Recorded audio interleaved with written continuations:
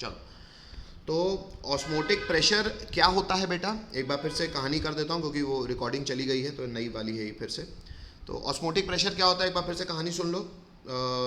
होता ये है सर कि इस तरफ पड़ा है सोल्यूशन और इस तरफ पड़ा है सॉल्वेंट। तो आदमी क्या करता है, यहाँ पे दोनों के लेवल को सेम रखता है। अच्छा, मेरी आवाज़ आ रही सबको? हेलो।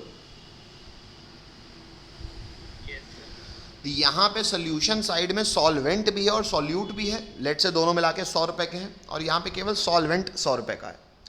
इनको हमने डिवाइड किया हुआ है using a semi permeable membrane, जिसे हम छन्नी देसी भाषा में कहते हैं। ये सेमी परमेबल मेम्ब्रेन ऐसे छन्नी होती है जिससे चाय यानी कि सॉल्वेंट फ्लो कर सकता है, चाय पत्ती यानी कि सॉल्यूट फ्लो नहीं कर सकता। अगर सर यहाँ पे सेम 100 अमाउंट है टोटल सॉल्यूट और सॉल्वेंट का मिला के और यहाँ पे 100 केवल सॉल्वेंट है, तो मतलब यहाँ सॉल्वेंट ज़्यादा है और in this case solvent flow करेगा from higher concentration towards lower concentration. तो सॉल्वेंट फ्लो करेगा from solvent side to solution side. और अगर ये पिस्टन ये होगा तो पिस्टन ऊपर की तरफ मूव करेगी। हम चाहेंगे मूव ना करे तो हमको एक्स्ट्रा प्रेशर लगाना पड़ेगा।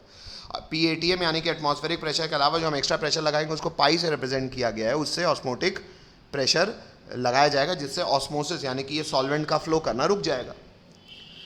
अगर हम थोड़ा सा ज़्यादा प्रेशर लगा देंगे तो ऑस्मोसिस का उल्टा यानी कि रिवर्स ऑस्मोसिस हो जाएगा। तो उससे क्या होगा, सॉल्वेंट फ्लो करेगा फ्रॉम सॉल्यूशन साइड यानी कि गंदा पानी, क्योंकि सॉल्यूट यानी कि गंदगी पानी में, टू सॉल्वेंट साइड यानी कि साफ पानी। इसको RO यानी कि रिवर्स ऑस्मोसिस आप कहते भी हो। ऑस्मोटिक प्रेशर पाई CRT के बराबर होता है। इतना हम लास्ट क्लास में देख चुके हैं, 3 पॉइंट लिख चुके हैं। 14 पॉइंट हमने आज शुरू किया जिसमें हमने मोर अबाउट ऑस्मोसिस पढ़ना शुरू किया।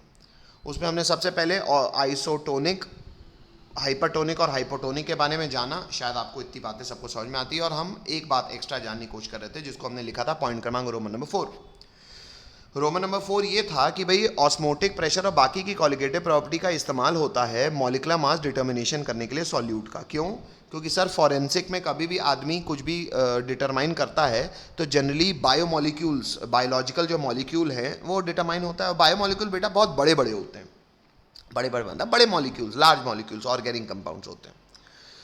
तो उनका मोलर मास डिटरमाइन करके ये पता चल जाता है कि मान लो किसी ने जहर खाया तो कौन सा जहर खाया, क्या जहर खाया, उससे किस बायोमोलिक्यूल को क्या हुआ, प्रोटीन का कुछ हुआ, विटामिन का कुछ हुआ, कार्बोहाइड्रेट का कुछ हुआ। ऐसा बायोमोलिक्यूल से ही होते हैं, पॉलीमर्स, बड़े बड़े मॉलिक्यूल है ना। तो इनका मॉलिक्यूलर मास डिटर्मिनेशन में कोई भी कॉलिगेटिव प्रॉपर्टी का इस्तेमाल किया जा सकता है। अब मैं आपको यही इन जनरल समझाने की कोशिश कर रहा था कि चाहे कोई भी कॉलिगेटिव प्रॉपर्टी हो बेटा, कॉलिगेटिव प्रॉपर्टी किस पे डिपेंड करती है? Number of moles of solute पे। Number of moles of solute क्या होता है? Weight of solute upon molar mass of solute. तो अगर वेट को हम कांस्टेंट कर दे तो कॉलिगेटिव प्रॉपर्टी की मोलर मास से क्या प्रोपोर्शनैलिटी होगी बच्चों? Inversely proportional. हेलो, मतलब बेटा अगर कोई मॉलिक्यूल बड़ा है यानी कि इसका मोलर मास ज़्यादा है, तो बेटा अगर मोलर मास की वैल्यू ज़्यादा आएगी तो कॉलिगेटिव प्रॉपर्टी की वैल्यू काफ़ी, जो भी मैग्नीट्यूड आएगा वो काफ़ी कम आएगा। अब बेटा चाहे relative lowering of vapour pressure हो, वहाँ प्रेशर डिफरेंस मेजर किया जाता है। चाहे डेल्टा टी भी हो, चाहे डेल्टा TF हो, वहाँ पे भी चेंज मेजर किया जाता है। तो बेटा अगर डेल्टा TB जो कि चेंज है, डेल्टा TF जो कि चेंज है, relative lowering of vapour pressure जो कि चेंज है, अगर आपको चेंज निकालना हो और अगर चेंज बहुत छोटा हो, क्यों छोटा होगा? क्योंकि सर जो बड़े बड़े मॉलिक्यूल्स हैं उनका मोलर मास तो ज़्यादा होगा। तो अगर मोलर मास ज़्यादा होगा तो जो भी कॉलिगेटिव प्रॉपर्टी की वैल्यू होगी बहुत छोटी होगी। हेलो हेलो हेलो, बोलना पड़ेगा बेटा। तो बेटा बहुत स्मॉल चेंज आपको नहीं लगता? बहुत स्मॉल चेंज सर मेजर करना बहुत खतरनाक चीज होगी भाई। बहुत सोफिस्टिकेटेड डिवाइस यूज करना पड़ेगा, 10 प्लेस ऑफ डेसिमल वाला। मेरी बात समझ रहे हो भाई? अगर बहुत छोटा चेंज है सर तो बहुत छोटा चेंज निकालना तो कठिन हो जाएगा ना सर। सोफिस्टिकेटेड डिवाइस लगेंगे सर, महंगाई बढ़ जाएगी। केवल एक कॉलिगेटिव प्रॉपर्टी है बेटा जो एग्जैक्ट वैल्यू निकालती है। कौन? Osmotic pressure. वो एग्जैक्ट पाई निकालती है। हेलो, कोई चेंज नहीं मेजर होता। तो भले मोलर मास जितना भी बड़ा हो सॉल्यूट का, कॉलिगेटिव प्रॉपर्टी जितनी भी छोटी आए, बहुत छोटा चेंज देखना कठिन होता है, बहुत छोटा प्रेशर निकालना तो आसान है। हेलो हेलो, बोलना पड़ेगा बच्चों। तो मैं चाहूंगा आप लोग इतनी बात, अभी आपने जो स्मॉल b लिखा हुआ है इंग्लिश हम बाकी तो लिख चुके हैं, जो स्मॉल बी आपने इंग्लिश लिखी हुई है कि क्या फ़ायदे हैं ऑस्मोटिक प्रेशर के ओवर अदर कॉलिगेटिव प्रॉपर्टी की उसे यूज़ किया जाए मोलर मास डिटर्मिनेशन में, उसमें आपने पहला तो लिख चुका है टेम्परेचर वाली बात। दूसरा पॉइंट जो स्मॉल बी आपको लिखना है, उसके लिखने के पहले ये लिख लो बेटा, colligative property is inversely proportional to molar mass, इतनी बात लिखो। मोलर मास पूरा लिखना बच्चों, मोलर मास ऑफ सॉल्यूट पूरा लिखो। ये लिख लिया, आगे बढ़ो। इंग्लिश लिखेंगे बच्चों, लिखेंगे as compare to other colligative property comma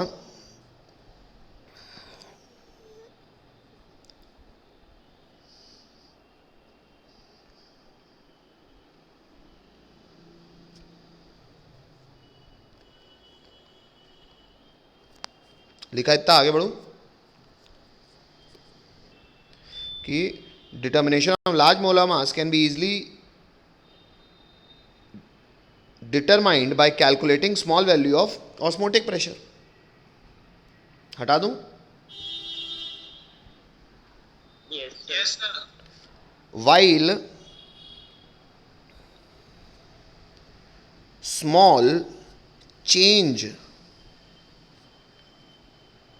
determination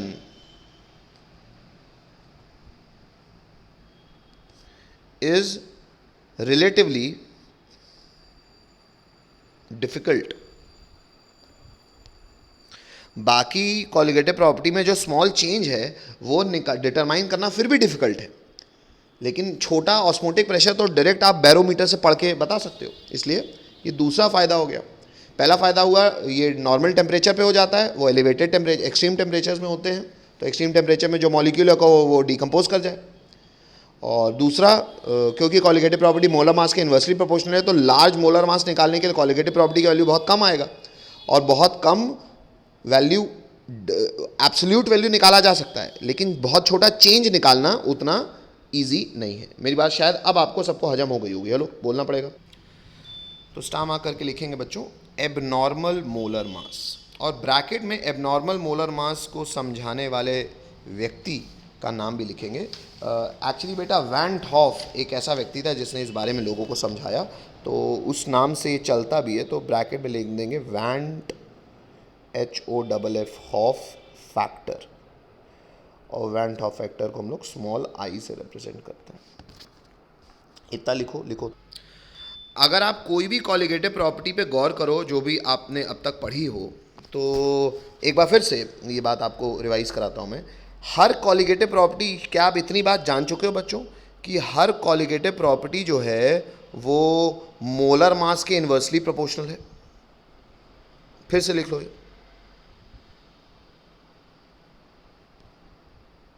ये बात जान चुके हो आप लोग? हेलो, हाँ बेटा, क्या इतनी बात आप लोग जान चुके हो कि हर कॉलिगेटिव प्रॉपर्टी मोलर मास के इन्वर्सली प्रोपोर्शनल है सॉल्यूट के?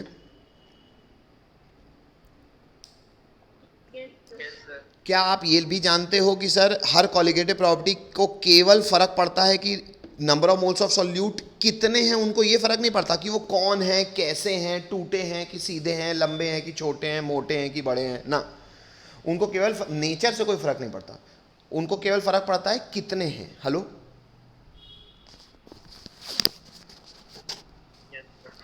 तो इतना लिखने के बाद नेक्स्ट लाइन से फिर लिखेंगे बेटा, नेक्स्ट लाइन से फिर लिखेंगे कॉलिगेटिव प्रॉपर्टी, पूरा लिखेगा, colligative property only depends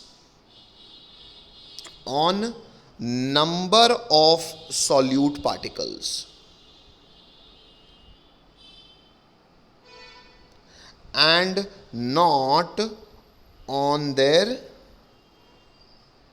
nature and type। भाई मोटे हैं कि छोटे हैं इनसे भी फर्क नहीं पड़ता, केवल फर्क पड़ता है कितने हैं। हेलो, कौन है, टाइप से भी फर्क नहीं पड़ता। मानते हो?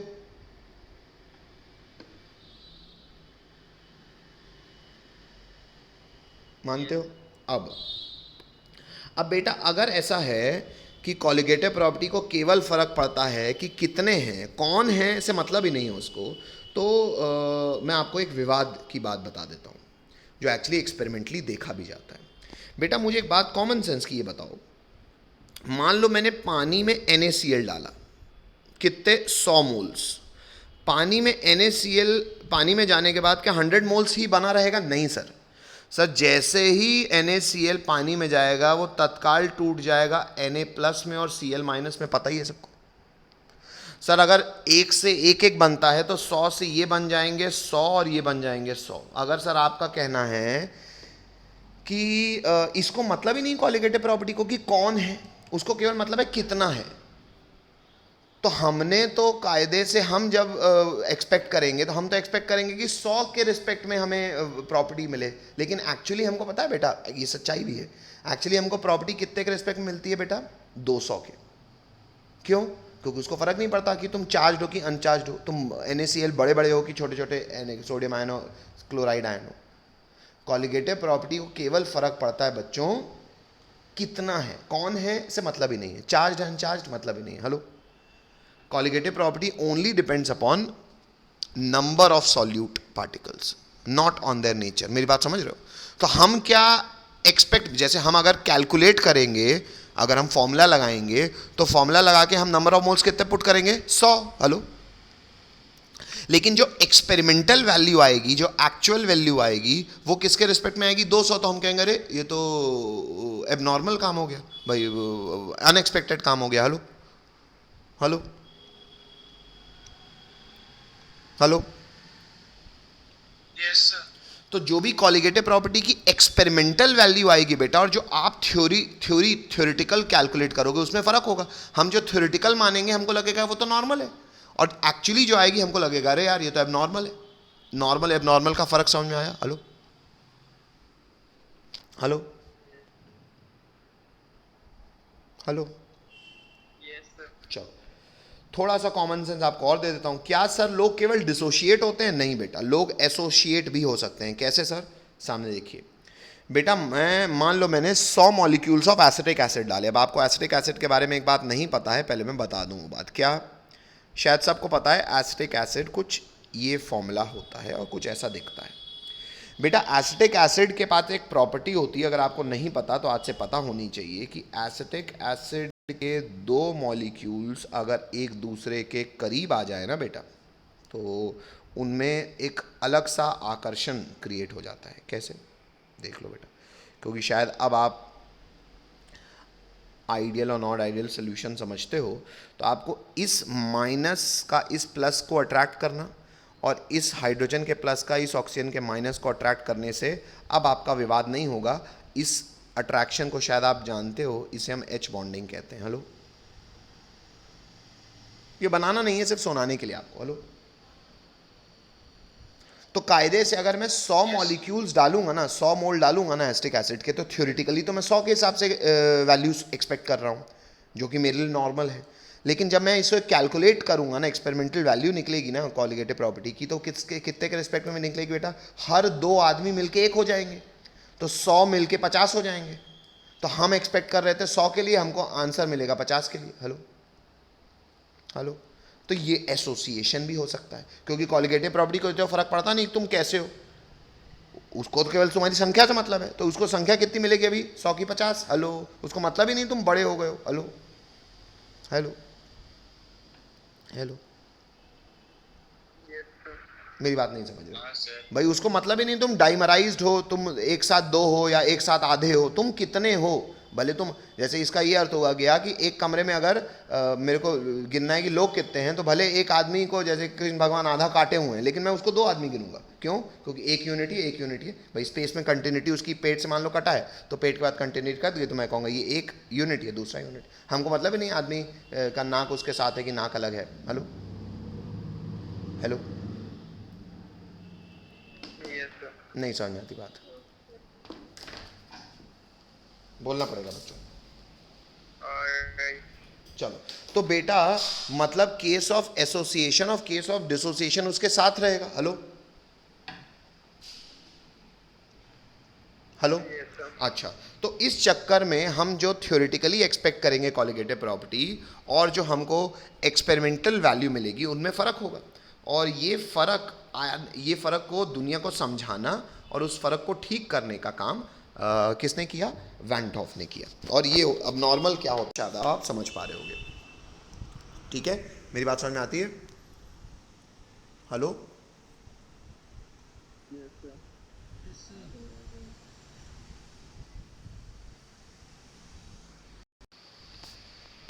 चलो बच्चों आगे बढ़ते हैं।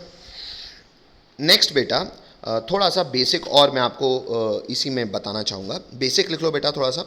कॉलिगेटिव प्रॉपर्टी के बारे में आपने ये तो लिख लिया, आप समझो बेटा जो भी हम कॉलिगेटिव प्रॉपर्टी जानते हैं, जो भी हमारी कॉलिगेटिव प्रॉपर्टी होती है, वो कॉलिगेटिव प्रॉपर्टी अगर आप निकालते हो तो कोई भी कॉलिगेटिव प्रॉपर्टी मैं आपको फॉर्मूले से बताता हूँ बेटा, मैं फॉर्मूले से बताता हूँ। जैसे पहली कॉलिगेटिव प्रॉपर्टी आप क्या जानते हो बेटा? Relative lowering of vapour pressure. दूसरी कॉलिगेटिव प्रॉपर्टी क्या जानते हो बेटा आप? Elevation in boiling point. तीसरी क्या जानते हो? Depression in freezing point. चौथी क्या जानते हो? Osmotic pressure pi. तो बेटा कोई भी कॉलिगेटिव प्रॉपर्टी अगर आप निकालोगे तो ये जो वैल्यू होगी बेटा, ये तो वैल्यू हो जाएगी उसकी एक्सपेरिमेंटल वैल्यू। तो ये सारी वैल्यूज जो हम निकालेंगे ये तो हो जाएगी एक्सपेरिमेंटल, जो हम एक्सपेरिमेंट करके देखेंगे, एक्सपेरिमेंटल वैल्यू। कई लोग एक्सपेरिमेंटल वैल्यू को एक्चुअल वैल्यू भी कहते हैं क्योंकि एक्चुअली तो यही वैल्यू आएगी। कई लोग एक्सपेरिमेंटल वैल्यू को एबनॉर्मल वैल्यू कहते हैं, एबनॉर्मल। क्यों? क्योंकि हमारी एक्सपेक्टेशन से विपरीत आता है, क्योंकि चीज एसोसिएट या डिसोसिएट हो चुकी है। ये थ्योरी है, पहले ये सब ऐसे फोटो बनाओ लिखो। और एक और नाम है बेटा जो आप लोग को थ्योरी में देखने को मिलेगा, और करके आप लोग सुंदरता से लिखना। कई लोग इसको कहते हैं ऑब्जर्व्ड वैल्यू, क्योंकि आप ऑब्जर्व करते हो।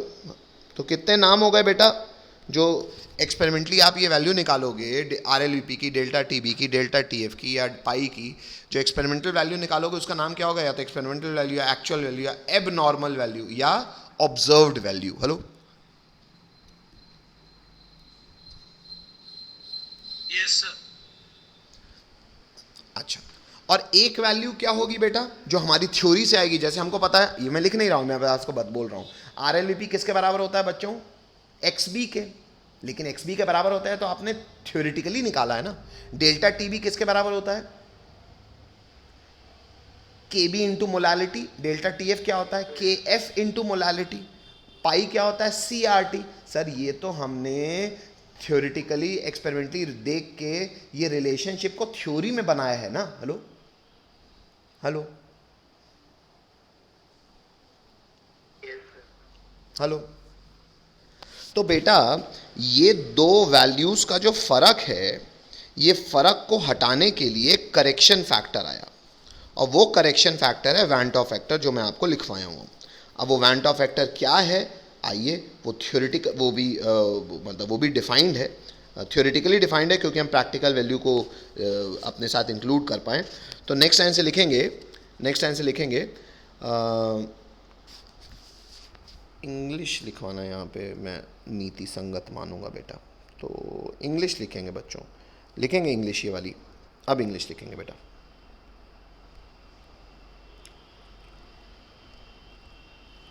लिखेंगे बेटा van 't Hoff introduce the factor I known as van 't Hoff factor to account for extent of dissociation और एसोसिएशन।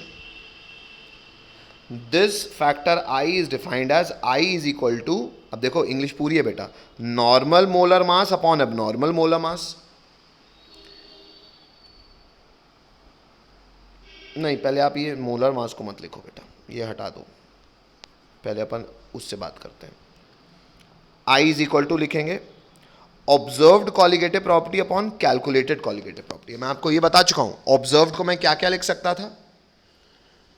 ऑब्जर्व्ड को मैं लिख सकता था, देख के बताओ, एक्सपेरिमेंटल। ऑब्जर्व्ड को मैं लिख सकता था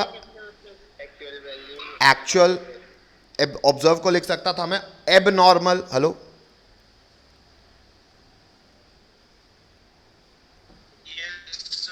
अपॉन कैलकुलेटेड कॉलिगेटिव प्रॉपर्टी केवल आपने पहली बार लिखा है तो कैलकुलेटेड को ऐसे स्लैश करके कई लोग इसको बेटा थ्योरेटिकल भी कहते हैं,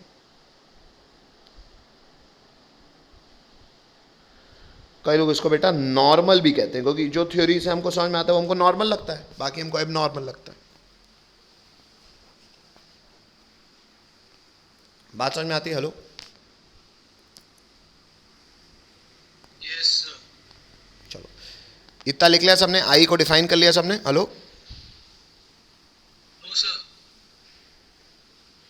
चलो लिखो तो, हाँ बोलो क्या सर? और करके लिया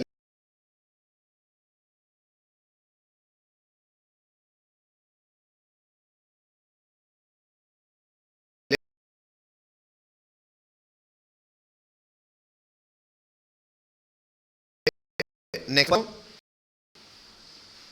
एक्सपेरिमेंटल अपॉन नीचे क्या आएगी? कॉलिगेटिव प्रॉपर्टी जो आप फॉर्मूले से जानते हो, यानी कि थ्योरेटिकल। मानते हो? Yes sir. नेक्स्ट लाइन से लिखेंगे since colligative property is inversely proportional to molar mass. ये भी जाने हो ना आप,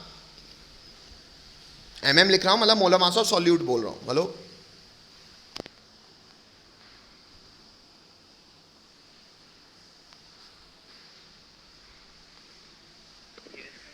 हटा दूं? Yes sir.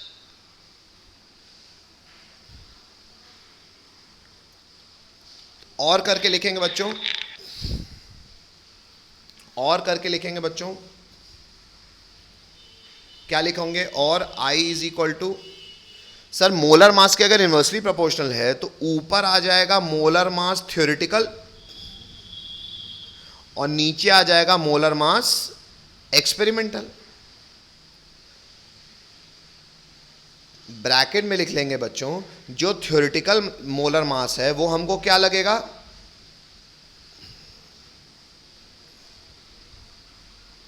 और जो किसी चीज़ का मोलर मास, जैसे मुझे पता है कि भाई ये NaCl था, तो उसका मैं तो मोलर मास मुझे पता ही है, तो मैं तो बस एक्सपेरिमेंटली चेक करने के लिए अगर किया तो जो थ्योरेटिकल है वो तो नॉर्मल है, लेकिन जो वैल्यू से एक्सपेरिमेंटल आएगा वो मुझे क्या लगेगा? अरे यार ये तो गड़बड़ आ गया, तो उसको मैं क्या कह दूंगा?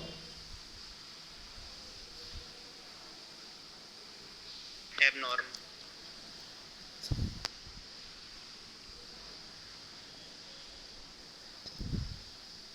हो गया सबका? आगे बढ़ूं? यस सर, हो गया। Yes sir. चलो नेक्स्ट लाइन से लिखेंगे बच्चों, नेक्स्ट लाइन से लिखेंगे बच्चों, therefore corrected formula of colligative properties, therefore corrected formula of colligative properties are. अब सारे फॉर्मूले को करेक्ट कर दो बच्चों। सर हमको पता है कि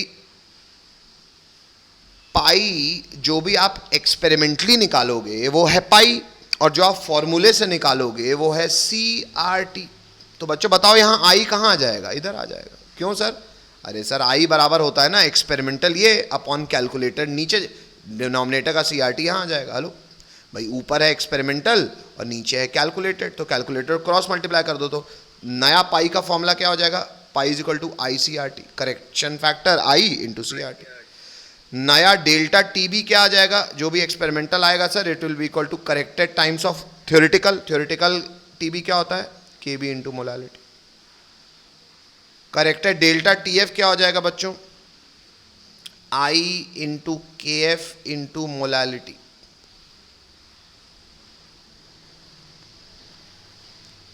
करेक्टेड RLVP क्या हो जाएगा बच्चों? RLVP का थोड़ा सा फर्क है, क्यों? क्योंकि बेटा RLVP होता है नंबर ऑफ ये यहाँ मोल फ्रैक्शन आता है ना बच्चों, तो ऊपर क्या आ जाएगा? Mole fraction of solute upon mole fraction of solvent plus mole fraction of solute. Correction केवल किस में लगना होता है बेटा?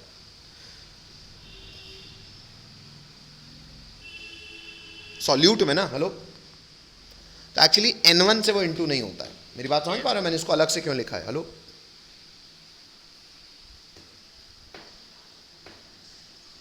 नहीं समझ पा रहे बेटा? सॉल्वेंट के मोल्स में थोड़ी करेक्शन होगा, करेक्शन तो केवल सॉल्यूट के मोल्स में होना है, तो आई का जो फैक्टर लगना है तो केवल टेक्निकली केवल इसमें लगना चाहिए। हालांकि ये हमको सच्चाई पता है कि N1 plus I times of N2 sir it is also approximately equal to N1, क्योंकि कॉलिगेटिव प्रॉपर्टी तो डाइल्यूट सोल्यूशन के लिए वैलिड है सर। तो हालांकि नीचे आप नहीं भी करोगे तो कोई फ़र्क नहीं पड़ता। लो लेकिन फिर भी थ्योरी फार्मूला पता होना चाहिए अपने को। हेलो